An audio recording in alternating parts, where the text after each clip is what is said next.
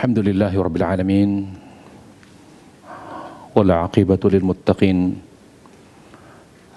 fala udwana illa ala dhalimin wassalatu wassalamu ala rasulillah wa ala alihi wa sahbihi wa man tabi'ahum bi ihsanin ila yaumiddin amma ba'd.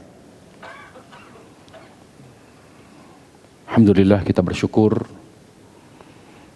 kepada Allah Subhanahu wa taala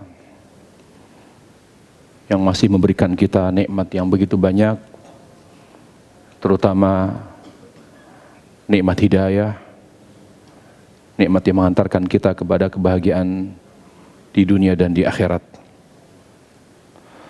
Para jamaah sekalian yang dimuliakan Allah Subhanahu wa taala, pada kajian kita, kajian pertama ini di bulan Ramadan dan akan terus berlanjut, ya. Artinya tema ini akan bersambung dengan kajian berikutnya, di mana kita akan bahas tentang antara Ramadan dan cinta kepada Allah Subhanahu wa taala. Yang pertama kita bahas tentang Ramadan. Kalau dari sisi bahasa, Ramadan itu diambil dari kata ramdha, artinya batu-batu panas. Ya, batu-batu kerikil yang panas, yang mana batu itu panas karena memang langsung mendapatkan panasnya cahaya matahari. Jadi Ramadan itu adalah ibarat tentang cuaca panas di tanah Arab. Makanya dikatakan ramdha identik dengan panas, cuaca panas.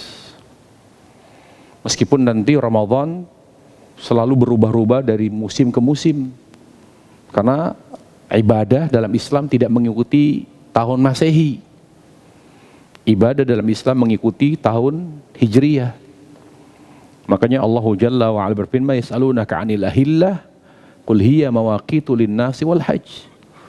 Mereka bertanya-tanya tentang hilal, katakan hilal lah yang menentukan waktu ibadah manusia, khususnya ibadah haji. Jadi kalau kita mau beribadah, mau betul-betul selalu beribadah, tidak terluput dari satupun ibadah kepada Allah Jalla wa'ala, maka sebaiknya kita menghafal bulan-bulan di tahun Hijriyah. Karena kalau kita malah hanya menghafal bulan-bulan di tahun Masehi, akan banyak sekali amalan dan ibadah yang terluput. Contoh misalnya puasa.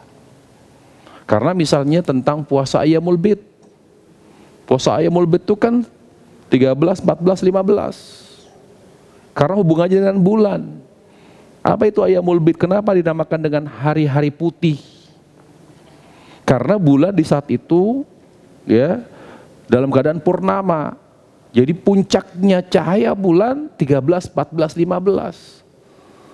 Nah, rasa syukur kita kepada Allah Jalla wa'ala diberi bulan purnama dengan puasa. Makanya dikatakan Ayyamul Bid. Tapi itu kan 13, 14 bulan Hijriyah, bukan bulan Masehi. Nah, kalau kita nggak ngikuti bulan Hijriyah, akhirnya kita kelewatan terus. Kita baru buka lihat tanggalan, ternyata sudah tanggal 15. Akhirnya kita nggak bisa puasa Ayyamul Bid. Nah, jadi seorang muslim yang beribadah kepada Allah seharusnya menghafal bulan-bulan dari tahun Hijriyah agar dia bisa selalu mengikuti dan mengamalkan ibadah-ibadah yang disunnahkan Rasulullah SAW. Itu dari sisi bahasa Ramadan itu artinya itu. Sekarang Ramadan, apa itu Ramadan? Ramadan itu adalah ibaratun aniz zaman. Ungkapan dari sebuah waktu. Waktu itu apa? Waktu kita adalah kehidupan. Kehidupan itu adalah umur manusia. Umur manusia. Berarti kita sekarang bicara waktu. Kita bicara tentang zaman. Ya. Sekarang kita bahas tentang zaman. Apa itu zaman? Bagi manusia, zaman adalah kesempatan untuk beribadah kepada Allah Subhanahu wa taala. Ini penjelasan secara umum. Jadi waktu kita sejak kita berumur baligh sampai kita wafat, sampai kita meninggalkan alam ini, masih berlaku kewajiban beribadah. Jadi zaman itu waktu untuk beribadah. Allah Ta'ala berfirman, wa'bud rabbaka hatta ya'tiyakal yakin. Beribadahlah kepada Allah sampai datang kepadamu kematian. Dan ulama sudah berijma, yakin di sini maknanya adalah al-maut, yaitu kematian. Nah, sekarang penjelasan secara detailnya, apa itu zaman? Kalau kita mengacu kepada ayat Al-Quran dan hadis-hadis Rasulullah SAW, maka zaman itu adalah waktu untuk mencari bekal akhirat. Oleh karenanya waktu di dunia ini akan ditanya oleh Allah Subhanahu wa taala dari 5 pertanyaan yang akan Allah ajukan di hari kiamat kelak, yang lebih detail pertanyaannya tentang waktu. Rasulullah SAW bersabda, la tazulu qadam 'abdin hatta yus'ala an arba' wa fi riwayat an khams, an umrihi fima afna wa an shababihi fima ablah wa an malihi min aina iktasabu fima anfaqah wa an malihi min aina iktasabu wa fima anfaqah. Kita bahas beberapa yang ditanya oleh Allah Subhanahu wa taala. Tidaklah seorang hamba mampu melangkahkan satu langkah sekalipun, satu langkah kakinya di hari kiamat kecuali ditanya antara 4 hal. Yang pertama ditanya tentang umurnya. Yang kedua ditanya tentang masa mudanya. Padahal masa muda bagian dari umur manusia. Kemudian ditanya tentang hartanya. Dari mana dia dapat dan kemana disalurkan. Ya, dari mana dia dapat dan kemana disalurkan. Wa an ilmihi madza amila bihi, dan ditanya tentang ilmunya, apakah diamalkan ilmunya tersebut. Dari 4 pertanyaan, kalau kita mengacu salah satu riwayat, ternyata Allah lebih fokus kepada pertanyaan tentang umur. Nah, dari hadis ini berarti Nabi alaihi salatu wassalam mengabarkan kepada kita bahwa umur kita inilah yang menentukan nasib akhirat kita. Bagaimana kita manfaatkan umur kita, begitulah nasib akhirat kita. Jadi yang menentukan nasib akhirat kita adalah kehidupan dunia kita. Kalau kita menyia-nyiakan umur kita, maka kita akan sengsara di akhirat. Tapi apabila kita betul-betul manfaatkan kehidupan kita, umur kita dengan baik, sesuai dengan perintah Allah Subhanahu wa taala dan kehendaknya, maka kita akan bahagia. Nah, jadi kita harus bangun pemahaman bahwa kehidupan dunia adalah waktu untuk menentukan nasib akhirat kita, waktu untuk mencari bekal akhirat. Penjelasan berikutnya, waktu untuk mencari bekal akhirat itu kan masih global. Kita ingin lebih paham, ingin lebih mengerti apa itu umur manusia. Umur manusia sebetulnya Allah Tabaraka wa Ta'ala menjelaskan di surat Al-Asr.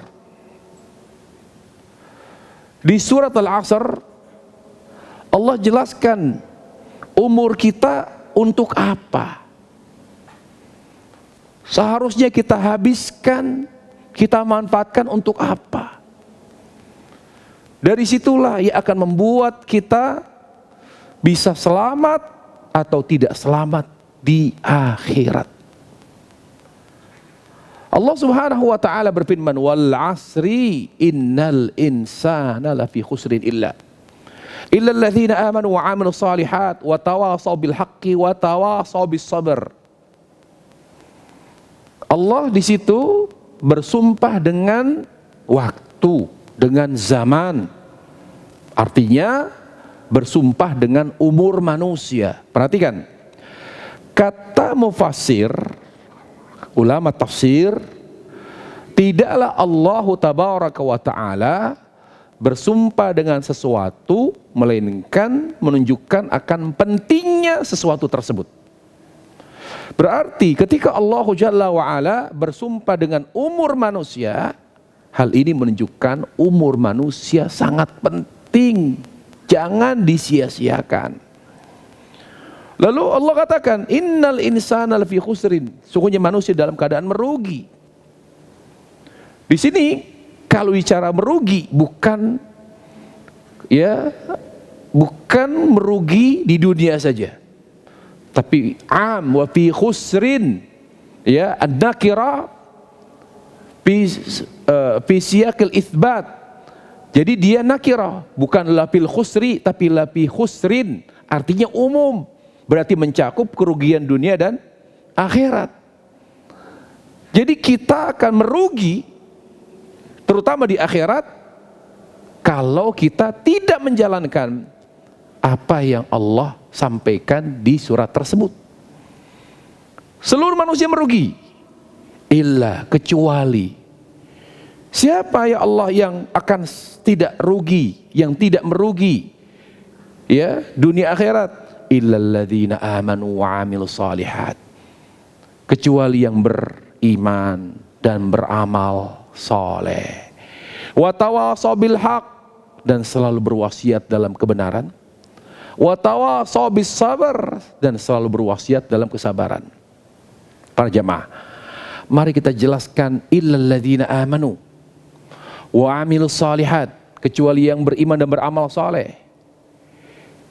Kata iman kalau disebut secara beriringan dengan kata amal, maka artinya ilmu. Saya ulangi ya. Kata iman dan amal sama kasusnya seperti Islam dan iman. Sama kasusnya seperti al-birru wat taqwa. Kan Allah bilang wa ta'awanu 'alal birri wat taqwa, bertolong menolonglah dalam berbuat kebajikan dan ketakwaan. Sama tidak arti albir, kebajikan dan ketakwaan? Kalau disebut secara beriringan, beda. Islam dan iman sama gak artinya? Kalau disebut secara beriringan, beda artinya. Sama juga dengan iman dan amal soleh. Kalau iman, setelah itu ada kata iman, setelah itu disebut kata amal, berarti iman artinya ilmu. Kenapa ilmu artinya ilmu? Karena orang tidak mungkin bisa meningkatkan keimanannya kalau tidak punya ilmu, kalau tidak meningkat pemahaman agamanya. Allah Ta'ala berfirman, innama yakhshallaha min ibadil ulama. Orang-orang yang semakin takut kepada Allah adalah orang-orang yang berilmu, yaitu yang memahami agamanya semakin baik. Yang memahami agamanya semakin baik. Islam juga begitu dengan iman. Kalau dipisah, Islam itu apa? Ya iman. Iman ya Islam. Makanya ada kaidah berbunyi, idza istama'a iftaraqa.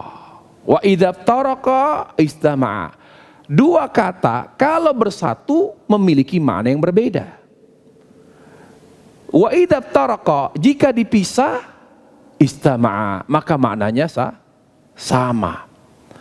Nah, kalau kita cermati dengan baik, berarti surat Al-Asr memberi penjelasan kepada kita, umur manusia itu artinya kesempatan untuk mengenal Allah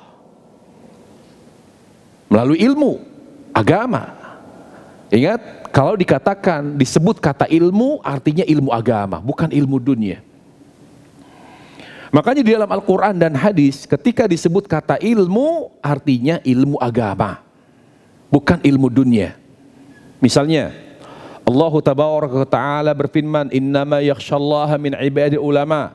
Sesungguhnya orang-orang yang takut kepada Allah hanya orang yang berilmu. Allah Subhanahu wa Ta'ala berfirman, hal yastawil ladina ya'lamun wal ladina ya'lamun. Apakah sama orang yang berilmu dengan orang yang tidak berilmu?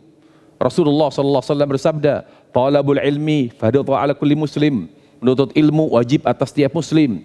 Rasulullah SAW bersabda, man salaka tariqan yatamisu fi ilman, sahhalallahu lahu bihi tariqan ilal jannah. Barang siapa yang menempuh suatu jalan demi mendapatkan ilmu, demi mencari ilmu, maka Allah akan mudahkan baginya jalan menuju surga. Dan semua ayat dan hadis yang lain yang menyebutkan kata ilmu, maka artinya ilmu agama. Kenapa demikian? Berkata Syekh Muhammad Shalih Al-Utsaimin, kenapa Allah dan Rasulnya setiap menyebut kata ilmu, maknanya ilmu agama, bukan ilmu dunia. Sebab ilmu agama yang membuatmu langsung mengenal Allah. Lianna ilmu din alladhi yuqarribuka ila ma'rifatillah wa hubbihi subhanahu wa ta'ala. Karena ilmu agama itu yang membuat kita langsung mengenal Allah. Tidak ada jarak. Semakin kita mendalami ilmu agama, maka kita semakin mengenal dan mencintai Allah Tabaraka wa Ta'ala. Jadi surah Al-Asr itu sebetulnya memberikan gambaran kepada kita tentang umur kita itu apa artinya. Artinya adalah kesempatan, satu-satunya kesempatan. Satu-satunya kesempatan emas untuk mengenal ilal ladzina amanu wa amilus salihat, untuk mengenal dan mencintai Allah dan membuktikannya dengan amal dan ketaatan. Makanya kewajiban kita di dunia, Allah tanya dari kehidupan kita apa? Intinya dua. Bagaimana kamu bertauhid? Bagaimana tauhidmu selama hidupmu? Ditanya tauhid. Ma ta'buduna min ba'di. Yang ditanya oleh Allah Jalla wa Ala adalah tentang tauhid. Tauhid itu apa? Tauhid itu kalau kita simpulkan dari kajian-kajian tauhid, dari kitab-kitab tauhid, intinya tauhid itu, ya ikhwatal iman, adalah cinta yang murni, yang khusus hanya untuk Allah Tabaraka wa Ta'ala. Makanya tauhid itu identik dengan khusus, kekhususan yang khusus bagi Allah.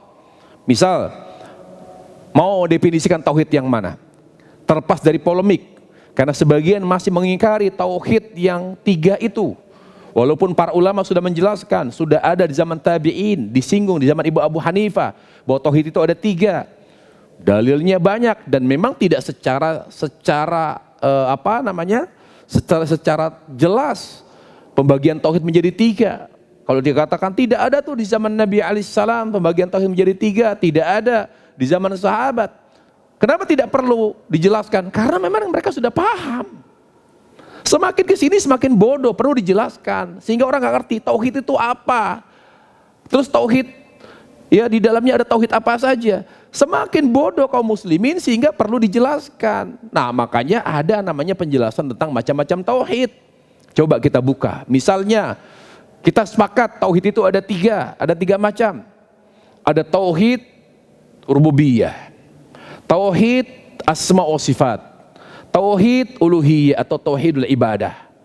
Tiga-tiganya bicara tentang kekhususan Allah, khusus. Apa misalnya tauhid rububiyah? Ifradullahi subhanahu wa ta'ala bi'af'ali. Mengesahkan Allah dengan segala perbuatannya yang khusus baginya. Hanya menciptakan, Allah lah yang menciptakan hanya Allah. Yang mengatur alam semesta hanya Allah. Yang memberikan rezeki hanya Allah. Yang menghidupkan mematikan hanya Allah. Itu namanya tauhid rububiyah, khusus. Kemudian tauhid asma wa sifat misalnya. Itsbatu ma wasafallahu bihi nafsah fi kitabih wa fi sunnati rasulih sallallahu wa ma wasafa bihi Rasulullah sallallahu fi sunnatihi min ghairi tahrifin wala ta'til, min ghairi tahrifin wala ta'til wala takyif. Menetapkan apa yang Allah tetapkan dari sifatnya di Al-Quran dan yang ditetapkan Rasulullah SAW dalam hadisnya, ya, tanpa ditahrif, dipalingkan maknanya, tanpa diingkari sifat tersebut dan tanpa diserupakan dengan sifat makhluk. Artinya penetapan sifat khusus bagi Allah, lagi-lagi khusus. Terus tauhid ibadah. Tauhid ibadah. Apa itu tauhid ibadah? Ifradullahi azza wa jalla bi af'al ibad. Mengesahkan Allah dengan segala perbuatan makhluk. Artinya kita hanya sholat untuk Allah. Kita hanya berdoa kepada Allah. Kita hanya bertawakal kepada Allah. Jadi kalau kita simpulkan tauhid itu kekhususan bagi Allah. Kalau bicara khusus, berarti bicara cinta. Gak bisa kita doakan cinta kepada selain Allah Jalla wa'ala. Berarti tauhid itu ya ikhwatal iman. Tauhid itu cinta yang khusus hanya untuk Allah. Berarti umur kita, kesempatan emas untuk mencintai Allah Jalla wa'ala dan membuktikannya dengan amal. Amal sebagai bukti cinta. Apa itu amal, apa itu? Yaitu amal yang sesuai dengan tuntunan Rasul SAW. Makanya kita ditanya oleh Allah nanti apa? Madza ajabtumul mursalin? Bagaimana kalian selama di dunia? Apakah kalian merespon, menjawab, mendengar, menerima dakwah Rasul atau tidak? Kewajiban kita di dunia hanya dua. Bertauhid kepada Allah dan mengikuti Rasul SAW. Tauhid tujuan, mengikuti Rasul, bukti atau pendukung daripada tauhid. Makanya selama hidup di dunia, apa yang kita lakukan? Yang kita lakukan adalah mengaplikasikan syahadatain. La ilaha illallah tauhid, Muhammad Rasulullah, mengikuti Rasul, mengikuti petunjuk beliau sallallahu alaihi wasallam. Itu saja. Intinya itu.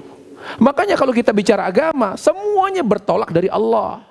Gak usah pusing. Mulai saya dari rukun iman, rukun Islam, rukun ihsan. Karena agama itu tingkatannya hanya 3. Islam, iman, ihsan. Semuanya bertolak dari Allah. Iman dari iman kepada Allah. Islam dari syahadatu alla ilaha illallah.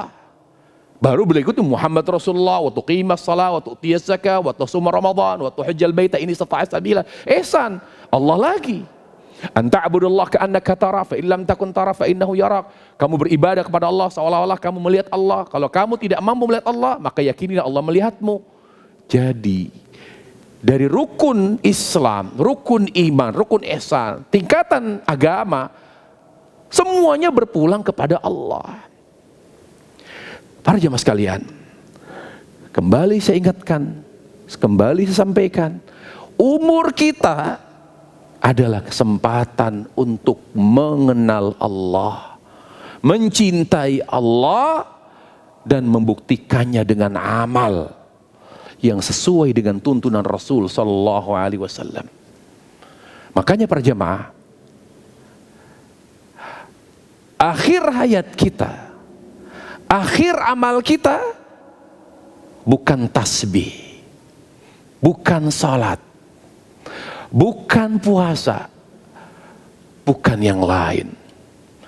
akhir hayat kita, akhir amal kita yang Allah perintahkan, la ilaha illallah. Ikrar bahwa saya masih bertauhid kepadamu ya Allah. Saya masih mencintaimu ya Allah. Saya masih di atas fitrah yang Engkau letakkan di dalam jiwaku ya Allah. Makanya Rasulullah SAW bersabda, "Man kana akhiru kalamihi la ilallah dakhul jannah." Barang siapa yang ucapan terakhirnya, amalan terakhirnya, la ilaha illallah, pasti surga. Ini makna umur. Kita lihat sisi lain. Tapi umur kita pendek. Umur umat Nabi SAW pendek dibanding umur umat sebelum umat Nabi Muhammad SAW. Sementara umur kita adalah kesempatan emas, dan itu cuma satu, untuk mengenal, mencintai Allah dan membuktikannya dengan amal. Tapi umur kita dibanding umur umat sebelum umat Nabi Muhammad SAW panjang. Jadi kesempatan mereka, atau mereka adalah, kalau bicara logika, lebih dekat kepada surga daripada kita. Karena mereka lebih banyak amalnya. Lebih banyak amalnya. Kita bayangkan para jamaah, jangankan umurnya. Kalau kita lihat surat Nuh, umur atau masa dakwah Nabi Nuh 950 tahun. Masa dakwah Nabi Nuh 950 tahun. Sementara kita, umur kita, kata Nabi alaihissalam, tidak dikasih oleh Allah sampai 100. Jarang sekali yang sampai 100 tahun hidupnya. Kata Nabi SAW, rata-rata umur umatku antara 60 sampai 70 tahun. Ini fakta. Satu, umur kesempatan mencintai Allah, mengenal Allah, membuktikan dengan amal, yang membuatnya kita mendapatkan surganya Allah. Kalau kita betul-betul memanfaatkan umur untuk belajar, mengenal Allah, mencintai Allah, membuktikan dengan amal. Tapi ternyata umur kita pendek. Yang ketiga, faktanya adalah semakin mendekati kiamat, keberkahan semakin sedikit. Dalilnya adalah hadis Rasulullah SAW dari Ibnu Mas'ud. Dari Imam Bukhari yang sampai sanadnya Ibnu Mas'ud, di mana Rasulullah SAW bersabda, "Ma min zamanin illa alladhi ba'dahu syarrun min." Tidaklah sebuah zaman terus bergulir dan mendekati kiamat kecuali keburukan semakin merajalela. Keburukan semakin kuat, kebaikan semakin melemah. Dan Rasulullah SAW menyebutkan, wa min asyratis saati taqarubuz zaman. Di antara tanda kiamat, taqarubuz zaman. Waktu itu cepat berlalu. Di mana Rasulullah SAW mengatakan, nanti di akhir zaman, setahun seperti sebulan, sebulan seperti seminggu, seminggu seperti sehari. Cepat sekali kita. Dan banyak sekali penafsiran, penjelasan para ulama daripada makna taqarubuz zaman, dekatnya zaman, cepatnya waktu berlalu. Di antara tafsir dijelaskan Ibnu Hajar Al-Asqalani dalam kitab Fathul Bari, beliau mengatakan, yang lebih kuat maknanya, waktu akhir zaman berkahnya sedikit sekali. Jadi kita ini hidup di zaman yang minim berkah. Tapi pertanyaannya, orientasi berkah itu apa? Orientasinya itu amal. Bukan orientasinya materi. Orientasi keberkahan itu amal, bukan materi. Jadi tidak dikatakan orang yang berkah adalah orang yang kaya raya, tidak. Tapi orang yang berkah, karena berkah itu artinya kebaikan yang banyak dan bersifat kontinu, itu namanya berkah. Kalau kita merujuk kepada penjelasan atau arti daripada berkah secara bahasa, al-barakah itu al-kathrah, an-nama, al-kathrah, wad-dawam. Jadi arti berkah itu artinya banyak, kemudian tumbuh, kemudian berlangsung terus menerus. Jadi kita dikatakan berkah Kalau isi hidup kita, isi umur kita adalah kebaikan, kebaikan, kebaikan. Tapi kebaikan itu harus terus bertambah dan berkesinambungan. Nah, itu artinya. Nah, kenapa waktu kita tidak berkah? Karena kita ternyata lebih banyak manfaatkan umur dan waktu kita untuk maksiat. Untuk berbuat taat, berbuat baik itu susah sekali. Di mana waktu-waktu kita lebih banyak untuk menambah dosa daripada menambah pahala. Makanya Rasulullah SAW di antara doanya, ya Allah jadikan kami orang yang bertambah umur kami dan bertambah berkah, bertambah baik amalan kami. Lihat, orientasinya amal. Kalau orientasinya materi, Rasul selalu berdoa, ya Allah tambah harta kami, tambah kekayaan kami. Tapi Rasul mengatakan, Allahumma ja'alna mimman tala umruhu wa hasuna amalu wa la taj'alna mimman tala umruhu wa sa'a amalu. Ya Allah, jadikan kami orang yang bertambah umurnya, dipanjangkan umurnya dan bertambah baik amalannya. Dan jangan engkau jadikan kami orang yang bertambah umurnya dan semakin buruk amalannya. Nah, sampai sini para jamaah bicara tentang umur. Ramadan, kalau kita bicara tadi, kesempatan emas untuk mengenal, mencintai, dan membuktikannya dengan amal, puncaknya Ramadan. Puncaknya Ramadan. Apa yang membuat kita menikmati sesuatu? Karena kita mencintainya. Makanya Ibnu Qayyim mengatakan, al-ladzatu tatba'ul mahabbah. Sesuatu yang kita nikmati itu karena kita mencintainya. Kalau tidak mencintai, maka kita tidak akan pernah menikmati. Puncak kenikmatan ibadah, Ramadan. Puncak kenikmatan ibadah. Makanya Allah Jalla wa'ala yang maha penyayang tidak mewajibkan seluruh ibadah, tapi hanya beberapa ibadah saja, terutama puasa. Kenapa puasa yang Allah wajibkan? Kata Ibnu Rajab dalam kitab Lathul Ma'arif, karena puasa itu yang merupakan satu-satunya ibadah yang wajib di bulan Ramadan. Karena dialah ibadah yang melatih keikhlasan, ibadah yang melahirkan keikhlasan. Dan kita dekat dengan Allah bukan karena harta kita, bukan karena dunia kita, tapi karena ikhlas kita kepada Allah. Dua amal yang membuat kita semakin ikhlas, puasa dan doa. Makanya Allah bersabda, Allah Subhanahu wa taala berfirman, "Ud'uni astajib lakum." Minta langsung kepadaku. Tidak perlu melalui perantara. Karena orang yang banyak berdoa, dia akan semakin kuat ikhlasnya.